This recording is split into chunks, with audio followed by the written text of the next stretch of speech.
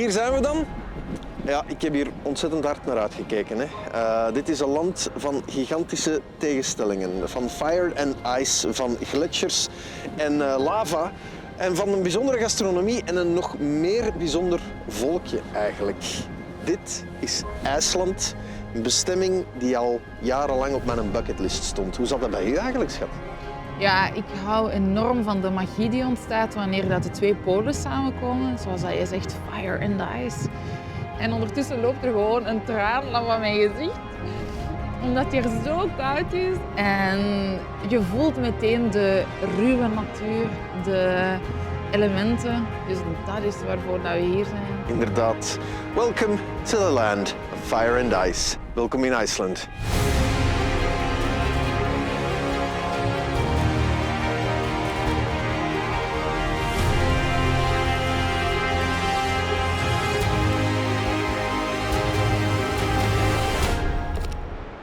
Welkom bij Lucky Bastards in IJsland. En hoe kan je je dag beter beginnen in IJsland dan met een geweldige tocht op de sneeuwscooter?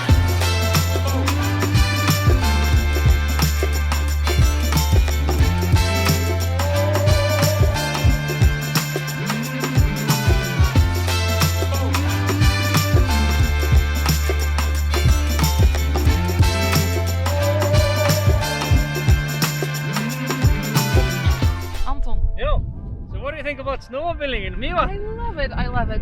So this is the forest. This is an Icelandic forest. Really? Yes, this is my forest. These are trees, and if you have more than two next to each other, that's a forest. So that's the end of the discussion. This is a forest. No. What do you do when you get lost in the forest in Iceland? You get lost in the forest. Yes. What do you do? You stand up. Yes, you stand up!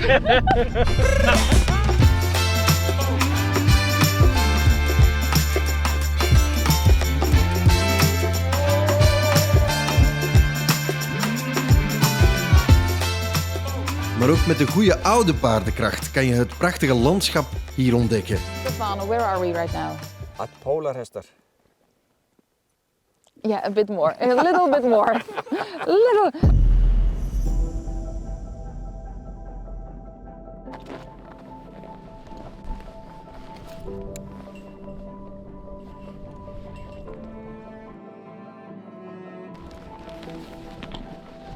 Right, there you go.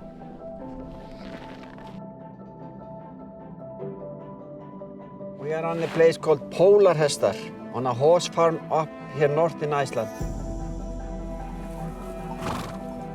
We have been making a horse riding tour for people from 1985, so we are one of the oldest horse rental company in this area. They were brought in from Norway in beginning with the Vikings, which often say 874. They came here and they have been isolated for a long time, and this is why they are more desert. Are you ready? Yep, I am. Amazing.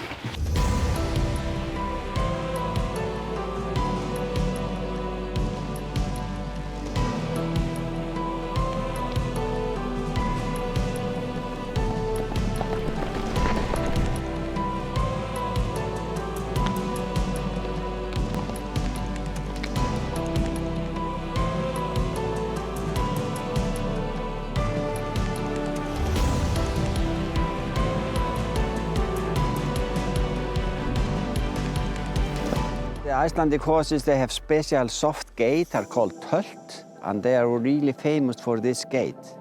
And they are in fact really smooth if you think about many other kind of horses. When you sit on them, it's more like you are sitting in a sofa than you are bumpy like on the trotty big horses. And we train them how they should walk on each gait. And we do that with moving their body and contact through their mouth and so on.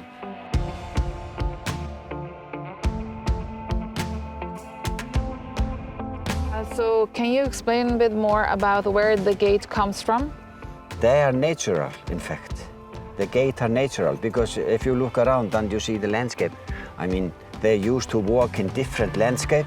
They are not always growing up on a flat field, and this way they are more soft in the body, in fact.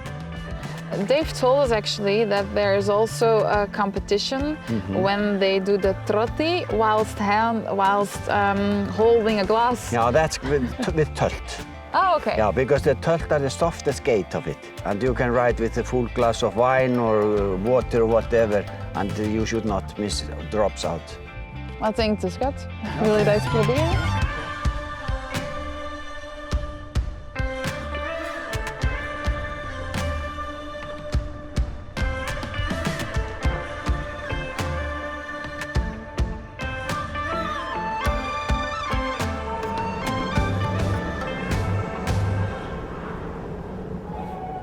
We hebben al gemerkt dat IJslanders en alcohol dat het een speciaal huwelijk is tussen de twee. Je moet weten dat ze hier in de 20e eeuw een lange tijd prohibition hebben gehad. Dus eigenlijk een totaal alcoholverbod, omdat ze soms nogal eens diep in het glas durven kijken. Ze houden van brinnevin, dat is eigenlijk brandewijn. Ze houden van rijka vodka, blijkbaar echt keigoeie vodka.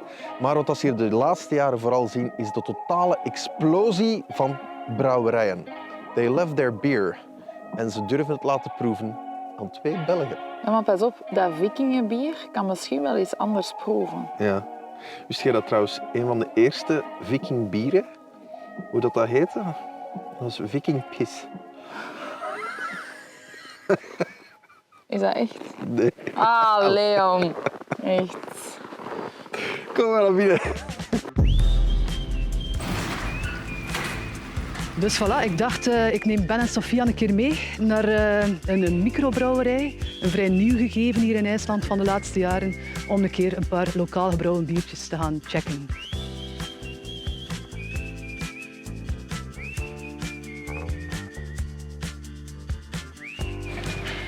So which one do you want us to taste? I think it's best to start with our Czech-style Pilsner. Czech style. Yeah. Okay. So it's a lager fermented beer, but it's brewed by the Czech Pilsner tradition.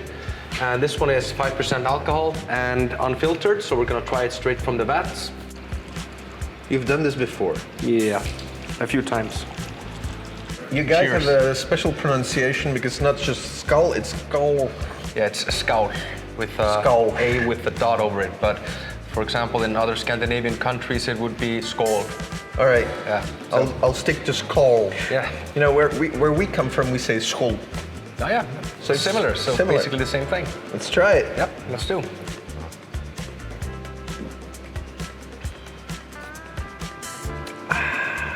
Refreshing. Yeah. I was told that the very first brand of Icelandic beer here on the island was Viking piss.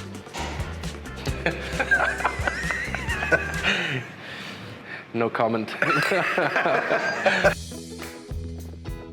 Skål. Skål.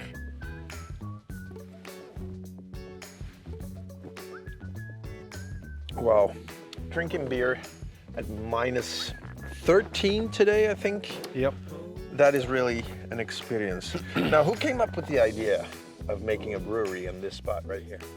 Well, the idea came from my mother, Agnes.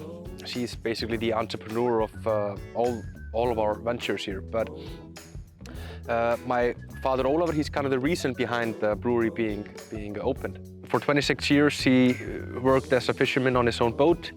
But then he injured his leg really badly in the spring of 2003, and that kind of took away his occupation. And my mom, she saw this story about the growing popularities of craft breweries around Europe, and just a big light bulb above her head, let's open up a microbrewery. I think we should try something that could relate to you guys here, our Belgian triple. Now,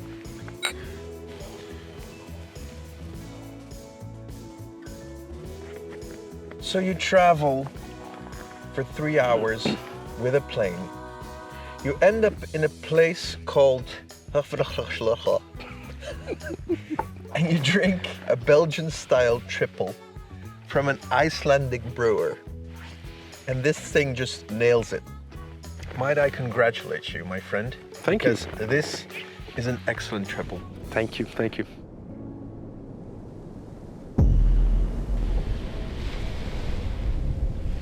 Wie had ooit durven denken dat ze met hun IJslandse bier ook nog andere zintuigen prikkelen? Heb je eigenlijk ooit al eens in bier gebaat? Nee. Nee, nog nooit. En misschien een domme vraag, maar ik vraag me dan af, zouden we dan ook in triple baden? Want ik vond dat daarnet wel super lekker. So say, a beer spa. What's the story? Well, the story of the beer spa is basically, again, my mother's idea to open up this new business. Well, beer for skin and hair is quite an ancient thing, in especially Eastern Europe, and it's really softening for both your skin and hair. Should we take something to drink? Of course, but there's a draft next to each bathtub, so you'll have plenty to drink next to the bath. Okay. Yeah. You just say one? Well done. Yeah.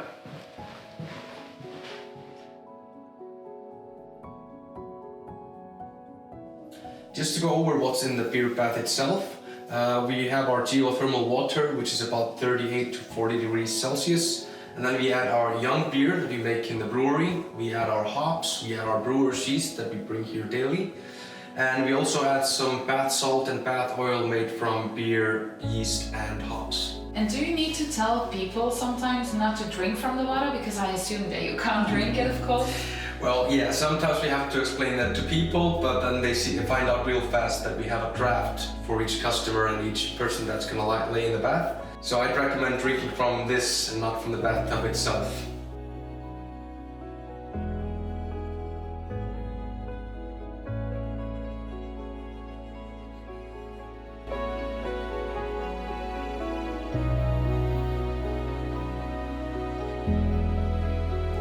Cheers, my dear.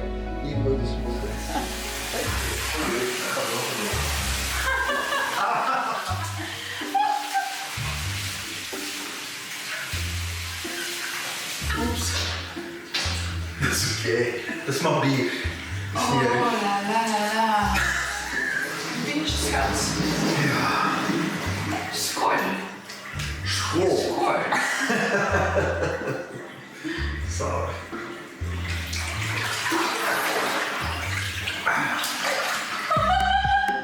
Oh, nadat je in mijn gezicht geboord hebt.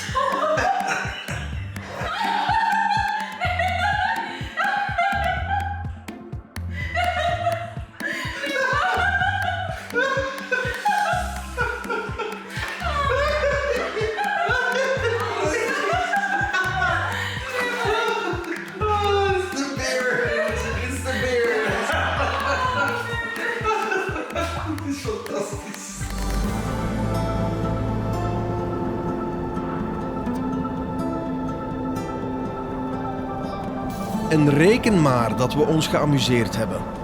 Volgende keer meer IJsland met Lucky Bastards.